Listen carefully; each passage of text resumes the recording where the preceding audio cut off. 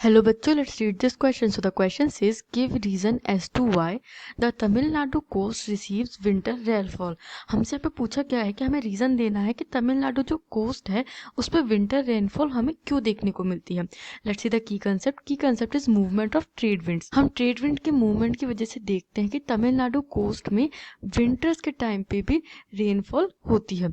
Let's see the answer. During the cold weather winter season the north east trade winds prevail over the country.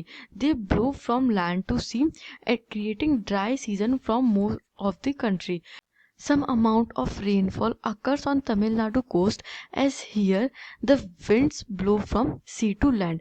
अब जो north eastern trade winds होती हैं जो कि बे of Bengal से north east में enter करती हैं और फिर रिटर्न होती हुई इंडिया के जो मेनलैंड इंडिया है पूरे उसके ऊपर से वो सी की तरफ आती हैं. ये कैसे ब्लो करती है? ये लैंड टू सी डायरेक्शन में ब्लो करती है.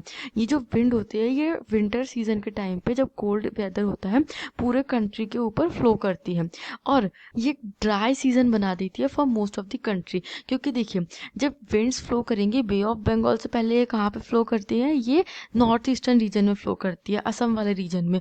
वहाँ पे जो मेजर रेनफॉल होती है वो हो जाती है और उसके बाद ये टर्न करके मेनलैंड इंडिया पे से फ्लो करती है. तो इनके पास कोई वाटर एक्सेट्रा तो बचा नहीं विंड्स के पास कि प्रेसिपिटेशन करे, रेनफॉल हो. इसलिए क्या होता है विंटर सीजन मोस्टली ड्राई रहता है कंट्री के लिए.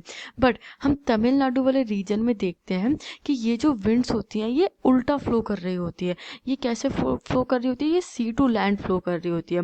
अब जब winds sea to land direction में फ्लो करेंगी तो वो जायज़ सी बात है कि अपने साथ वाटर कैरी करेंगी और इसलिए हम देखते हैं कि तमिलनाडु का जो कोस्टल रीजन है बेसिकली वहाँ पे विंटर्स में भी रेनफॉल होती है. I hope you understood this question. Thank you and best of luck.